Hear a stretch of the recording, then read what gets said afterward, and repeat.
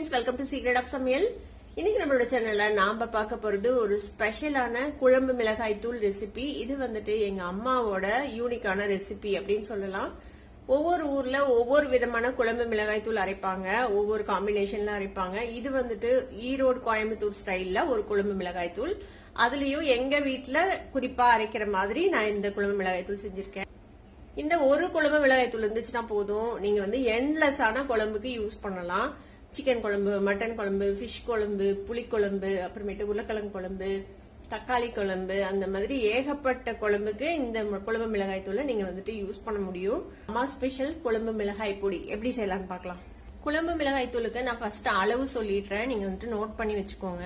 நம்ம வந்துட்டு மல்லி வந்து 1 கிலோ அளவுக்கு எடுத்திருக்கிறோம். மல்லியில வந்து வாங்கும்போது இந்த மாதிரி கொஞ்சம் பிரவுன் கலர்ல இருக்கும்ல, அந்த மல்லி வாங்கிக்கோங்க. அதுதான் வந்துட்டு மிளகாய் தூளுக்கு ரொம்ப நல்லா இருக்கும். வெள்ளையா ஒரு மல்லி வரும், அது வந்து யூஸ் பண்ண வேண்டாம். இந்த மல்லி வாங்கிக்கோங்க. இது வந்துட்டு 1 கிலோ. இப்ப மல்லி வந்து 1 கிலோ எடுத்தோம்னா அதுக்கு மத்த பொருள்லாம் எவ்வளவு சேர்த்தணும் அப்படின்னு பாத்துக்கலாம். அளவு வரமிளகாய் வந்துட்டு 150 கிராம் எடுத்துக்கோங்க. ஒரு 10 கொத்து கருவேப்பிலை எடுத்து வச்சுக்கோங்க. ஒரு 3 மஞ்சள் கொத்து இந்த மாதிரி எடுத்து வச்சுக்கோங்க. 3 மஞ்சள் கட்டி. நீங்க இது மஞ்சள் வந்து குண்டு மஞ்சள் யூஸ் பண்ணலாம், விரலி மஞ்சள் யூஸ் பண்ணலாம், எது உங்களுக்கு கிடைக்குதோ அதை நீங்க யூஸ் பண்ணிக்கோங்க. இதை வந்துட்டு நம்ம ஒரு இடிக்கிறதுல போட்டு இடிச்சு எடுத்து வச்சுக்கணும். அப்பதான் அரைக்கிறதுக்கு வந்துட்டு ஈஸியா இருக்கும் உங்களுக்கு மிஷின்ல கொடுத்து அரைக்கும் போது. அப்புறம் 100 கிராம் வந்துட்டு சீரகம், 50 கிராம் கடலைப்பருப்பு, 50 கிராம் உளுத்தம்பருப்பு, 50 கிராம் வந்துட்டு மிளகு. இது வந்துட்டு அரிசி 100 கிராம் எடுத்திருக்கிறேன். இந்த அரிசி வந்துட்டு நீங்க இட்லி அரிசி இல்ல சாப்பாட்டு அரிசி எந்த அரிசி உங்ககிட்ட இருக்கோ அதை நீங்க யூஸ் பண்ணிக்கலாம். அரிசி எந்த அரிசியா இருந்தாலும் பரவாயில்ல. 100 கிராம் அரிசி. ஒரு வடச்சட்டி அடுப்புல வச்சிருக்கேன். இதுல வந்துட்டு நம்ம இந்த மல்லிய கொஞ்சம் கொஞ்சமா போட்டு வறுத்துக்க போறோம். ஒரு 1/4 கிலோவா போட்டு நம்ம வறுத்துக்கலாம். உங்ககிட்ட பெரிய வடச்சட்டியா இருந்துச்சுன்னா ஒரே தடவையில கூட நீங்க வறுக்கலாம். வீட்டுல பொதுவா அவ்வளவு பெரிய வடச்சட்டி வச்சிருக்க மாட்டோம், அதனால கொஞ்சம் கொஞ்சமா போட்டு நம்ம வறுத்துக்கலாம். இது மீடியம் ஃப்ளேம்ல வச்சு நம்ம வறுத்துக்க போறோம். இதுக்கு வந்து சும்மா ஒரு 2 டிராப் அளவுக்கு எண்ணெய் விட்டுக்கோங்க. எண்ணெய் நிறைய அளவு விட்டுறாதீங்க, சும்மா பேருக்கு ஜஸ்ட் ஒரு டிராப் 2 டிராப் விட்டீங்கன்னா போதும். இப்போ இதை ஒரு மீடியம் ஃப்ளேம்ல வச்சுட்டு இதை மணம் வர அளவுக்கு நம்ம இதை வறுத்துக்கலாம். முக்கியமா கருக விட்டுறக்கூடாது, கைவிடாம வறுத்துக்கிட்டே இருக்கணும். விட்டுட்டு போயிட்டீங்கன்னா கீழே இருக்கிறதெல்லாம் கரைஞ்சு போயிடும். அதனால பொறுமையா அந்த மாதிரி வறுத்துக்கோங்க. சீக்கிரமே வறுபட்டுரும், ரொம்ப நேரம்லாம் ஆகாது.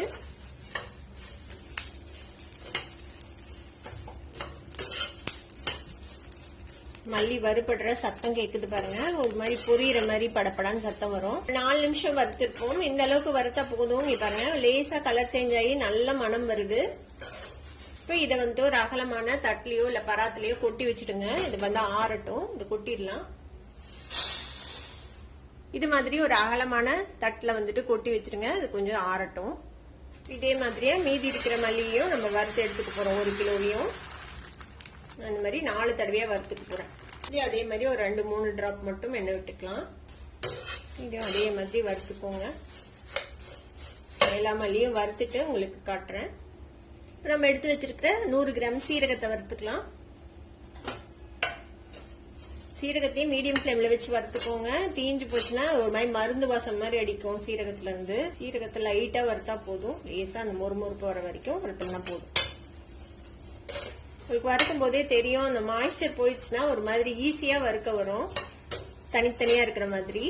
சீரகமும் நல்லா வறுபட்டுருச்சு, நல்லா மணக்குது. இப்ப இதையும் எடுத்து கொட்டிடலாம். நீங்க எல்லாத்தையும் ஒன்னாவே கொட்டிடலாம் அந்த கொத்தமல்லியோடவே. இப்ப இது வறுபட்டுருச்சு, இதையும் எடுத்து கொட்டிடலாம். இப்ப இந்த 50 கிராம் கடலைப்பருப்பு வறுத்துக்கலாம். கடல் பருப்பும் லேசா செவக்க வரைக்கும் நம்ம வறுத்துக்க போறோம். பாத்தீங்கன்னா தெரியும் வறுபட்டுருச்சு பாருங்க, லேசா செவந்திருக்கு. இட்லி பொடிக்கு வறுக்கிற அளவுக்கு ரொம்ப எல்லாம் வறுக்க தேவையில்லை, இந்த அளவுக்கு வறுப்பட்டா போதும். இப்போ இதையும் நம்ம எடுத்து கொட்டிடலாம். இப்போ 50 கிராம் உளுத்தம்பருப்பு அதையும் சேர்த்து வறுத்துக்கலாம். இதுவும் அது மாதிரிதான் லேசா செவந்த உடனே நம்ம எடுத்துடலாம். இப்போ உளுந்தும் லேசா வறுபட்டுருச்சு, லேசா கலர் மாறிச்சு பாருங்க. இப்போ இதையும் எடுத்து கொட்டிடலாம். அதோடய 50 கிராம் மிளகு அதையும் வறுத்துக்கலாம். ஜஸ்ட் ஒரு 2 நிமிஷம் லோ ஃப்ளேம்ல வச்சு வறுத்துக்கோங்க. மிளகும் வறுபட்டுருச்சு, இதையும் எடுத்து கொட்டிடலாம். நம்ம எடுத்து வச்சிருக்க இந்த 100 கிராம் அரிசி சேர்த்திக்கோங்க. இந்த அரிசி வந்து நல்லா பொரியணும். பொரியிற வரைக்கும் இதை வறுத்துக்கலாம். பாருங்க அரிசியும் நல்லா பொரிஞ்சு வறுபட்டுருச்சு. பாத்தீங்கன்னா தெரியும் நல்லா பொரிஞ்சிருச்சு. இப்போ இதையும் அதோடய எடுத்து கொட்டிடலாம். இப்போ நம்ம எடுத்து வச்சிருக்க இந்த 10 கொத்து கருவேப்பிலை இருக்குல்ல, அதையும் வந்துட்டு சேர்த்திக்கலாம். சேர்த்தி வறுத்துக்கலாம். நல்லா மொறுமொறுன்னு வறுத்துக்கணும், ஈரப்பதமே இருக்கக்கூடாது கருவேப்பிலையில. நல்ல ரோஸ்டா ஃப்ரை ஆகணும், அது வரைக்கும் இதை வந்துட்டு வறுத்துக்கோங்க. கருவேப்பிலையும் இந்த மாதிரி நல்லா வறுபட்டணும், கொஞ்சம் கூட ஈரப்பதம் இல்லாம நல்லா மொறு மொறுன்னு வறுபட்டணும். கருவேப்பிலை கொஞ்சம் ஆறுனதுக்கு அப்புறம் எடுத்து இப்படி பண்ணி பாத்தீங்கன்னா இந்த மாதிரி நல்லா பொரியணும், இந்த மாதிரி பொடி பொடியா ஆயிடணும். இந்த மாதிரி நல்லா மொறு மொறுன்னு வறுத்துக்கோங்க, ஈரப்பதமே இல்லாம. இப்ப இதுவும் வறுபட்டுருச்சு, இதையும் எடுத்து கொட்டிடலாம். கடைசியா நம்ம வந்துட்டு எடுத்து வச்சுக்கிற வரமிளகாய் வறுத்துக்கலாம். வரமிளகாய் வறுக்கும் போது மூக்குக்கு இது ஏதாவது கட்டிக்கோங்க, இல்லை மூக்குல பயங்கரமா ஏறும். வரமிளகாய்க்கும் ஃபியூ டிராப்ஸ் எண்ணெய் விட்டுக்கோங்க, 2-3 டிராப் மட்டும். இதையும் மீடியம் ஃப்ளேம்ல வச்சு நல்லா வறுத்துக்கலாம்.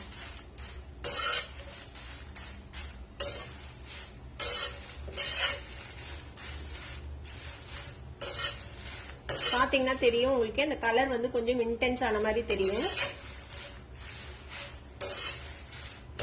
அவ்வளவுதான், மிளகாவும் வறுபட்டுருச்சு. நம்ம இதையும் அடுப்பு ஆஃப் பண்ணிட்டு மிளகாயும் எடுத்து கொட்டிடலாம். இது எல்லாத்தையுமே நல்லா வறுத்தாச்சு. இப்போ நம்ம எடுத்து வச்சிருந்தோம்ல மஞ்சள், அதையும் இந்த மாதிரி இடிச்சு வச்சுக்கோங்க. அப்பதான் உங்களுக்கு மெஷின்ல கொடுத்து இடிக்கும் போது நல்லா இடிப்படும். அதையும் இதோடய சேர்த்துக்கலாம். எல்லாமே நல்லா ஆறுனதுக்கு அப்புறம் மெஷின்ல கொடுத்து நீங்க வந்துட்டு அரைச்சு எடுத்துட்டு வந்துருங்க. மிளகா பொடி நம்ம அரைச்சு எடுத்துட்டு வந்ததுக்கு அப்புறம் நான் உங்களுக்கு காட்டுறேன். இப்ப நம்ம வறுத்து ஆற வச்சதை கொண்டு போய் மெஷின்ல கொடுத்து நல்லா பவுடர் பண்ணி எடுத்துட்டு வந்தாச்சு. இது வந்து எடுத்துட்டு வரும்போது கொஞ்சம் சூடா இருந்துச்சுன்னா நீங்க நல்ல ஒரு பெரிய தட்டுல கொட்டி நல்லா ஆற விட்டு அதுக்கப்புறம் ஒரு ஏர்டைட் கண்டெய்னர்ல போட்டு நீங்க ஸ்டோர் பண்ணிக்கலாம். ஒரு கவர்ல போட்டு கட்டி அதுக்கப்புறம் ஒரு கண்டெய்னர்ல போட்டு ஸ்டோர் பண்ணுங்க. அப்படின்னா அந்த ஸ்மெல் வந்து அப்படியே இருக்கும், மனம் வந்து அப்படியே இருக்கும். நீங்க தேவையான அளவு மட்டும் ஒரு சின்ன டப்பால போட்டு நீங்க யூஸ்க்கு வச்சுக்கோங்க. ஈரம் படாம பத்திரமா இதை வச்சு யூஸ் பண்ணீங்கன்னா இது ரொம்ப நாளைக்கு வரும். பூச்சி எல்லாம் பிடிக்கவே பிடிக்காது. ஏன்னா நம்ம இது வீட்டுல வறுத்து செய்யறதுனால பூச்சி பிடிக்காது, ரொம்ப நாளைக்கு நல்லா இருக்கும். இந்த குழம்பு மிளகாய்த்தூள் ரெசிபி உங்கள் எல்லாத்துக்குமே ரொம்பவே யூஸ்ஃபுல்லாக இருக்கும்னு நம்புகிறேன். கண்டிப்பாக ட்ரை பண்ணி பாருங்கள். ட்ரை பண்ணி பார்த்துட்டு எப்படி இருந்தது அப்படின்னு கமெண்ட்ஸில் ஃபீட்பேக் கொடுங்க. இந்த வீடியோ உங்களுக்கு பிடிச்சிருந்ததுன்னா சப்ஸ்கிரைப் பண்ணுங்கள், பக்கத்தில் இருக்க பெல் ஐகானை கிளிக் பண்ணுங்கள். அப்போ தான் என்னோட ஃபியூச்சர் நோட்டிஃபிகேஷன்ஸ் உங்களுக்கு உடனே வந்து சேரும். லைக் பண்ணுங்கள், ஷேர் பண்ணுங்கள். தேங்க்யூ ஃபார் வாட்சிங் this video. Viewers, bye by.